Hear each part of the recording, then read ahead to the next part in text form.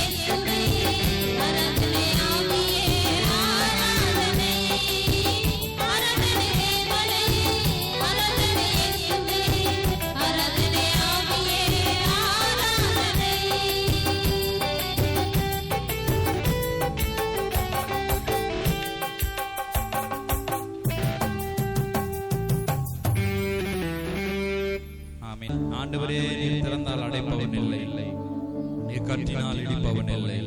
ஆண்டவரே, உங்களுடைய வாசலை அடைப்பதற்கு, எங்களுடைய ஆசீர்வாத கதவுகளை அடைப்பதற்கு ஒருவனாலும் கூடாது. ஆண்டவரே, ஸ்தோத்திரம். எல்லாம் விசுவாசமா ஜெபிப்போமா? நம்மளுடைய விசுவாசம் தான் உலகத்தை ஜெயிக்கிற ஜெயமா இருக்கிறது. நாம அவிசுவாசமா இருந்தோமானால் எந்த ஒரு காரியத்தை நாம் ஜெயிக்க முடியாது. எந்த காரியமா இருந்தாலும் நம்முடைய வாழ்க்கையில ஆண்டவரே ஸ்தோத்திரம் விசுவாசமாய் ஜெபிக்கும் பொழுதுதான் நம்முடைய வாழ்க்கையில் அற்புதங்கள் நடக்கும். விசுவாசமாய் பாடும் பொழுது, விசுவாசமாய் ஆண்டவரை நம்பும் பொழுது, அதே நம்பிக்கையோடு விடாப்பிடியான ஆண்டவரே உம்முடைய வல்லமையை நாங்கள் பற்றிக் கொள்வதற்கு தேவையான பலன் கர்த்தர் எங்களுடைய ஆத்மாவை கொடுப்பீராக. ஆமென். மகிமையானவர் எல் ஷடாயின் தேவன், எல் ஷடாயின் ராஜன், எங்களோடு இருப்பவர். ஆண்டவரே ஸ்தோத்திரம். நாம் நேற்றும் இன்றும் என்றும் உங்களோடு கூட இருக்கிறேன் என்று சொன்ன தேவன் அப்பா, ஒரு குறைவில்லாதபடிக்கு காத்து வந்தீர். உமக்கு கோடி நன்றி செலுத்துகிறோம். எங்களை அதிசயமாய் நடத்தி வந்தீரே, நன்றி செலுத்துகிறோம். எங்கள் மறவாதபடிக்கு நினைப்பவர், ஆண்டவரே முடிவில்லாத ராஜ்யத்தை தருபவர். ஹல்லேலூயா, ஹல்லேலூயா, ஹல்லேலூயா, ஹல்லேலூயா, ஹல்லேலூயா. ஆவியானவரே, நல்லவரே, வல்லவரே, மாறாதவர், நீர் மகிமையானவர். அப்பா, இதோ நான் சகலத்தையும் புதிதாக்குகிறேன் என்று ஆண்டவரே உங்களுக்கு வாக்குத்தத்தம் கொடுத்தவர். அப்பா, உடைய எல்லா ஆண்டவரே ஸ்தோத்திரம், ஆண்டவரே பிசாசு தந்திரங்களை முறியடித்து கர்த்தருடைய வாழ்க்கையில் எல்லாவற்றையும் புதுப்பித்து தருவீராக.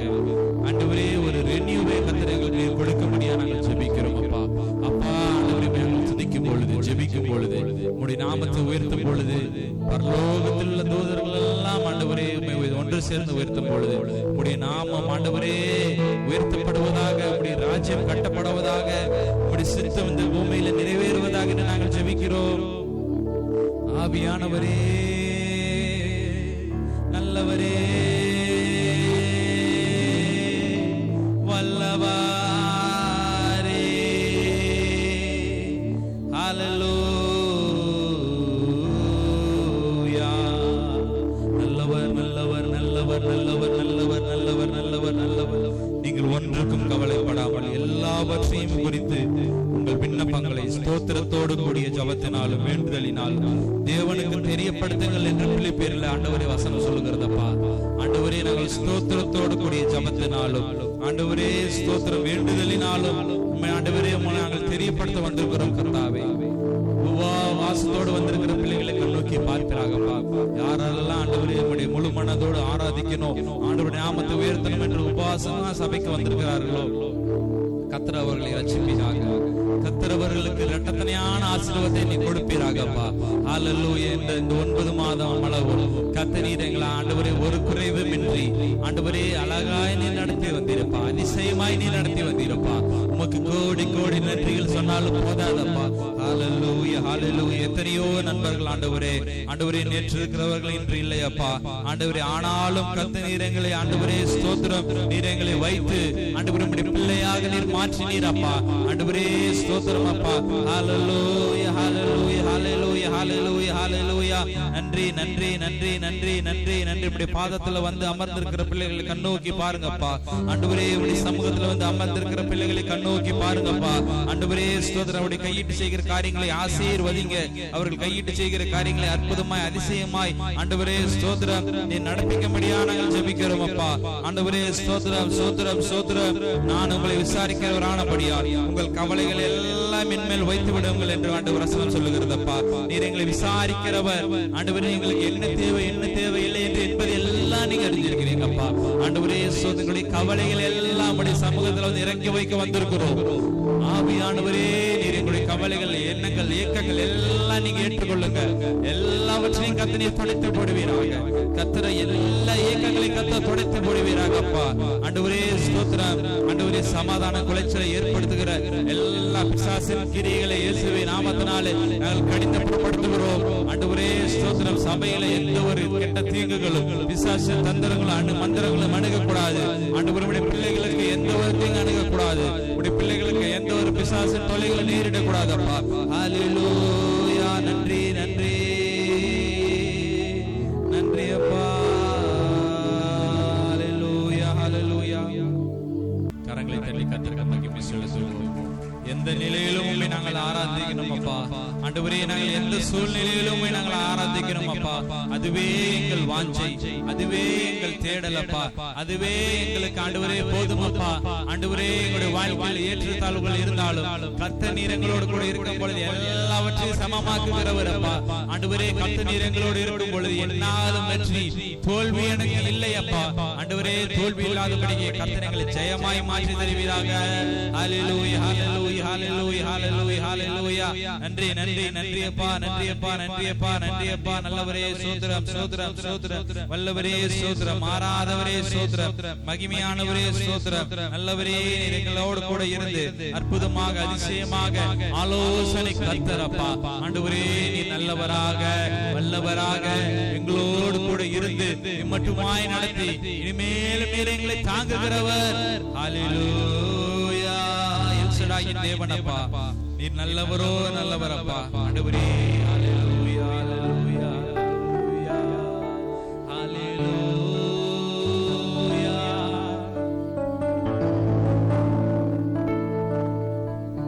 நல்லவரப்பா.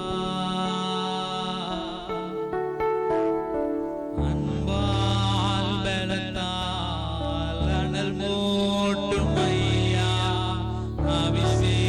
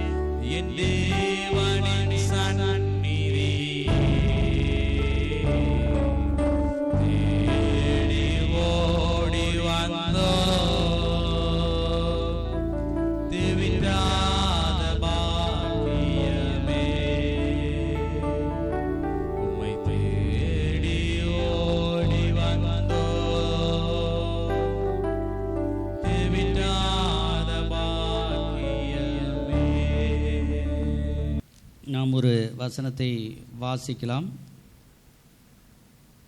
சங்கீதங்களின் புஸ்தகம் 77:20. மோசே ஆரோன் என்பவருடைய கையால் உம்முடைய ஜனங்களை ஒரு ஆட்டு மந்தையைப் போல வழி நடத்தினீர். ஆமென், அல்லேலூயா. நம்முடைய வழிநடத்த வல்ல தேவன் நம்மோடு கூட இருக்கிறார். அவர் நம்மை வழிநடத்த போதுமானவராக இருக்கிறார். சங்கீதம் 23:1 ஆண்டவர் சொல்கிறார், கர்த்தர் என் மேய்ப்பராக இருக்கிறார், நான் தாழ்ச்சி அடையேன். அவர் என்னை புல்லுள்ள இடங்களில் மேய்த்து அமர்ந்த தண்ணீர் அண்டையில் என்னை கொண்டு போய் விடுகிறார். ஒரு ஆடு மேய்க்கிற மேய்ப்பன் எப்படி வழி நடத்துகிறாரோ அதுபோல் தாவீது சொல்கிறார், என்னை அவர் வழி நடத்தி கொண்டு போகிறார். அந்த வார்த்தை நம்ம எல்லாருக்காக தான் எழுதப்பட்டிருக்கிறது. நம்மை ஆண்டவர் வழி நடத்தி கொண்டு போவார், வழி நடத்தி கொண்டு ஆண்டவர் வருவார். ஆமென், அல்லேலூயா. நம்ம அந்த அளவுக்கு அப்படியே நம்முடைய ஆவி ஆத்மா சரீரம், நம்முடைய செயல்கள், நம்முடைய வழிநடத்தல்கள், நம்முடைய திட்டங்கள், நாளைக்கு ஒரு இடத்துக்கு போகலான் இருக்கிறேன், அடுத்த வாரம் ஒரு இடத்துக்கு போகலான் இருக்கிறேன், இந்த வேலையை செய்யலான் இருக்கிறேன், நான் இங்கே என்னென்ன செய்கிறீங்களோ அது எல்லாம் தேவ சமூகத்தில் அந்த வழிநடத்துக்கு ஒப்பு கொடுக்கணும். அல்லேலூயா. என் சித்தம் அல்ல உம் சித்த நாதா அப்படின்னு சொல்லி பழகணும். அல்லேலூயா. அப்போ அந்த வழி நடத்துகிற தேவன் அவர் சொல்லுகிறார், ஆட்டு மந்தையை போல தேவன் வழி நடத்துகிறாராம். நம்முடைய குடும்பத்தை மந்தை பெருகுது போல ஆண்டவர் பெருக பண்ணுவாராம். ஆமென், அல்லேலூயா. சும்மா இருக்கக்கூடாது, அது பழகணும், பெருகணும்.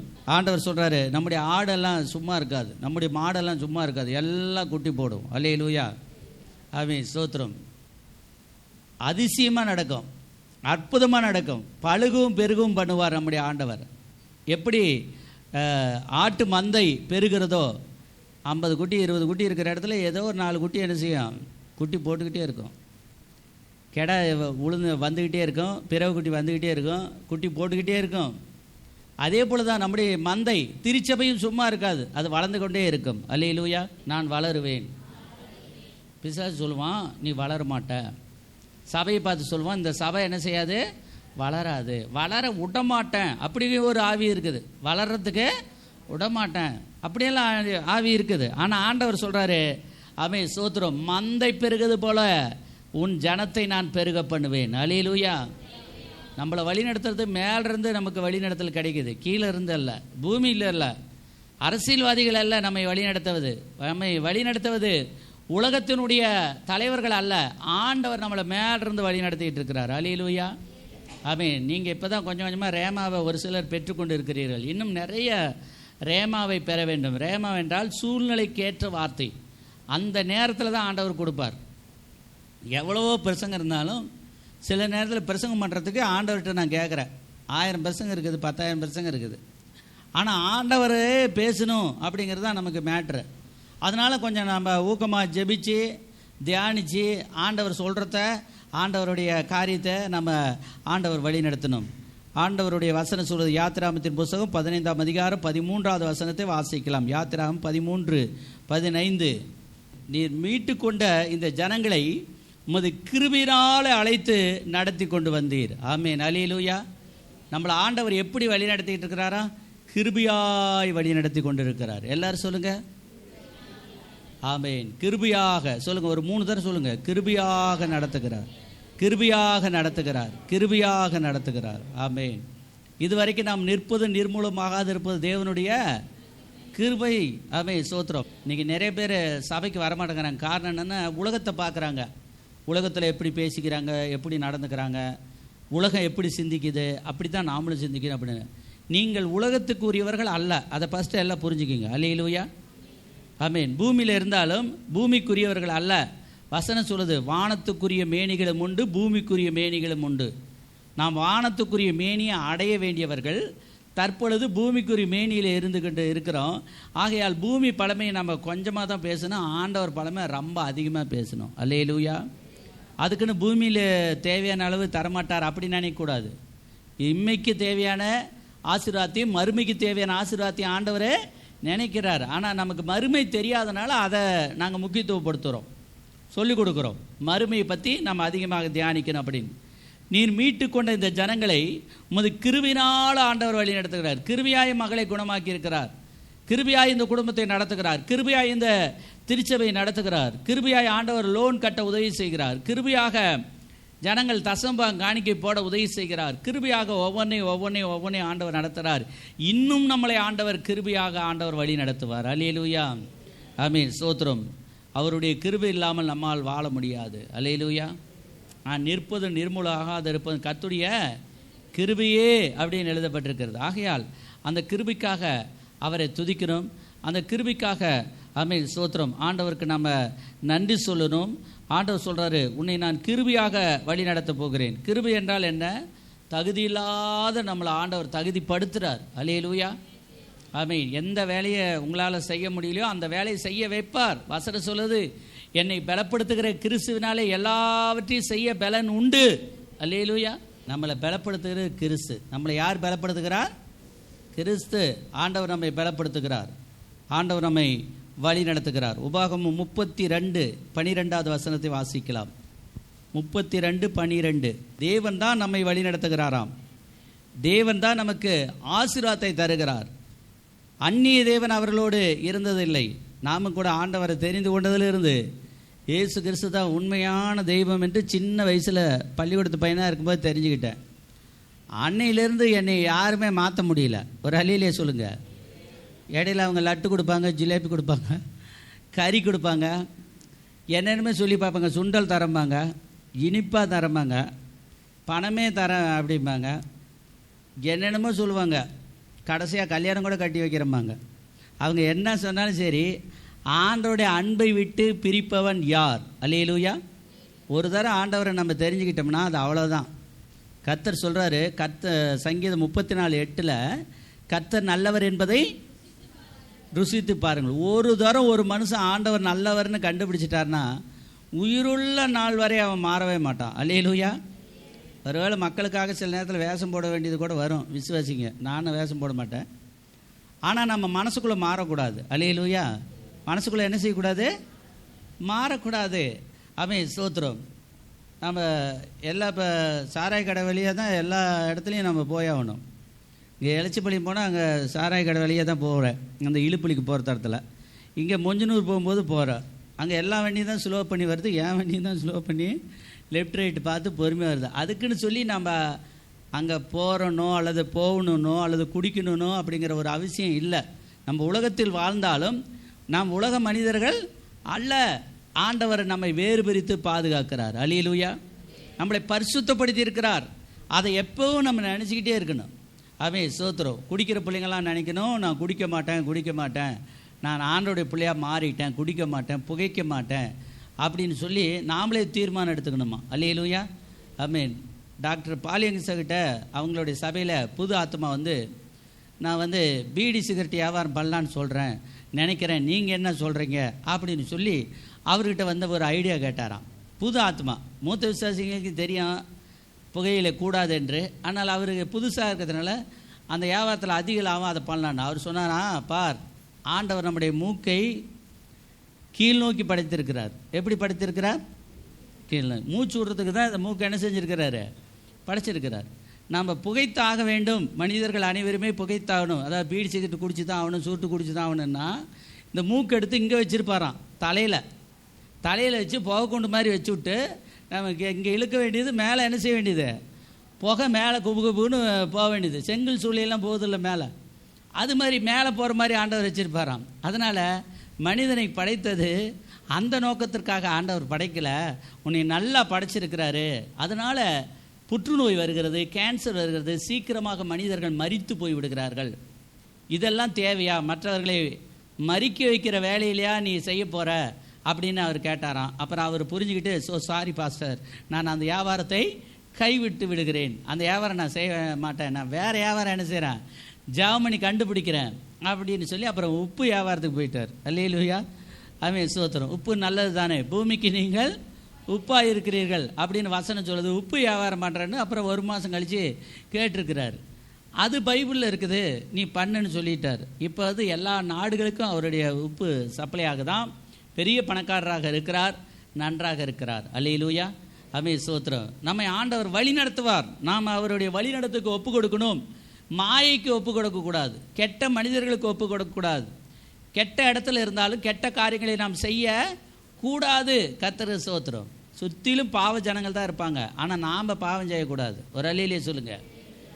ஆமென், ஸ்தோத்திரம். அதுதான் ஆசீர்வாதம், அதுதான் கிருபை. ஆமென், ஸ்தோத்திரம். அதுதான் நமக்கு நிறைய வல்லமை கொண்டு வரக்கூடியதாக இருக்கிறது. கர்த்தர் ஒருவரே அவனை வழி நடத்தினார். அந்நிய தேவன் அவர்களோடு இல்லை. நம்முடைய தேவன் பரிசுத்த தேவன். அல்லேலூயா. அவருக்கு திருமணமே ஆகலை, தெரியுமா எல்லாருக்கும்? ஏன் திருமணம் ஆகலை? ஆவியான தேவனுக்கு ரூபமே இல்லை. நமக்காக மரிக்கிறதுக்கோசரம் ரூபம் எடுத்து வந்தார், சரீரத்தில் வந்தார். அவருக்கு ஆசை இச்சைகள்லாம் ஒன்றுமே கிடையாது. அப்படி ஆசை இச்சை இருந்தால் அவருக்கு கடவுளே கிடையாது. புரியுதுங்களா? அவரது நாம தான் அவருக்கு எல்லாரும் பிள்ளைங்க. ஒரு அலையிலேயே சொல்லுங்க. திருச்சபை கட்டடமாகிய திருச்சபை அல்ல, சரீரமாகிய மக்கள் கூட்டம் கூடுகிறதான ஒரு இடம். அந்த இடத்துக்கு தான் பேர் மணவாட்டி. நம்முடைய ஆண்டவருக்கு பேர் மணவாளன். அல்லேலூயா. கர்த்தர் எப்படிப்பட்டவராக இருக்கிறார்? மணவாளனாக இருக்கிறார். அந்நிய தேவனை நம்ம வணங்குவதில்லை, பரிசுத்தமான தேவனை வணங்கி கொண்டிருக்கிறோம். அல்லேலூயா. ரட்சிக்கப்படாத இருக்கும் பொழுது வசனம் சொல்லுது, ஊமையான விக்கிரகங்களிடத்தில் உங்கள் மனதை செலுத்தினீர்களே. ஏன் ஊமைன்னு சொல்லுறதுக்கு? வாய் இருக்கு ஆனால் பேசாது. வாய் இருக்கு, என்ன செய்யாது? பேசாது. கண்ணு இருக்கும் ஆனால் என்ன செய்யாது?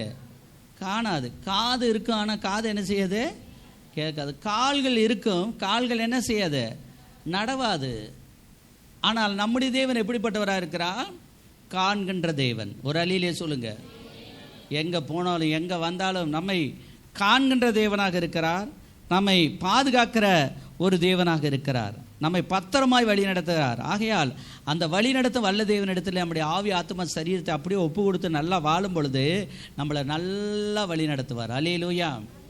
மனமோன போக்கில் போயிட்டு இருக்கக்கூடாது, வசனத்தின்படி வாழணும். ஒரு அலியிலே சொல்லுங்க. மனசு சொல்லும், இன்றைக்கி தெற்க போகலாம், இன்றைக்கி வடக்கு போகலாம், இன்றைக்கி மேற்கு போகலாம் அப்படின்னு. நாம் கேட்கணும், ஆண்டவரே நான் எங்கே போட்டேன் ஆண்டவரே? நிறைய வேலை இருக்குது. எந்த வேலையும் முந்தி செய்யட்டும், எந்த வேலையும் பின்னாடி செய்யட்டும். கரெக்டாக சொல்லுங்கள் ஆண்டவரே, நீங்கள் சொன்னால் கரெக்டாக இருக்கும், நீங்கள் வழி நடத்தினா கரெக்டாக இருக்கும் அப்படின்னு கேட்டுட்டு, ஒரு வார்த்தை கேட்டுட்டு அந்த வேலை வெட்டியை செஞ்சு பாருங்கள். அது ரொம்ப ஆசீர்வாதமாக இருக்கும். அல்லேலூயா. மற்றபடி பணம் இருக்குங்கிறதுக்காக ஒரு வேலையை செய்யாதீங்க, பொருள் இருக்கிறதுக்காக ஒரு வேலையை செய்யாதீங்க. ஆண்டவரை கேட்டுட்டு நீங்கள் எந்த ஒரு காரியமாக இருந்தாலும் நீங்கள் செய்யணும். ஆண்டவர் உங்களை ஆசீர்வதித்து நல்லபடியாக ஆண்டவர் உங்களை பத்திரமாய் பாதுகாப்பாய் ஆண்டவர் வழி நடத்துவார். அல்லேலூயா. ஆமென். யாரையாவது நம்ம பார்த்தா ஊருக்கு போகும்போது வரும்பொழுது அல்லது பார்க்கும் பொழுது அல்லது ஒருத்தருக்கு ஒருத்தர் டாட்டா பை பை சொல்லிட்டு வரும்பொழுது நம்ம என்ன சொல்கிறோம்? பத்திரமா போங்க. வழி அனுப்புனா என்ன சொல்கிறோம்? பத்திரமா போங்க. அவங்க நாம் எங்கேயாவது போயிட்டு இருந்தால் மற்றவங்க நம்மளை பார்த்து என்ன சொல்கிறாங்க? பத்திரமா போயிட்டு வாங்க அப்படின்னு சொல்கிறாங்க. ஆண்டவர் பாருங்கள், சங்கீதம் 78:53 வசனம். சங்கீதம் 78:53. அவர்கள் பயப்படாதபடிக்கு அவர்களை பத்திரமாய் வழி நடத்தினார். அல்லேலூயா. நம்மளெல்லாம் ஆண்டவர் வழி நடத்துகிறாரா? பத்திரமா வழி நடத்துகிறார். அல்லேலூயா. ஆமென், ஸ்தோத்திரம். ஒவ்வொருத்தரையும் பார்த்து பார்த்து ஆண்டவர் என்னன்னு சொல்கிறாரு? பத்திரமா நடத்துகிறார். அல்லேலூயா. இது வரைக்கும் பத்திரமா ஆண்டவர் உங்களை வழி நடத்திக்கிட்டு போகிறாரு. அல்லேலூயா. இது வரைக்கும் பத்திரமா வழி நடத்திக்கிட்டு வராரு. அல்லேலூயா.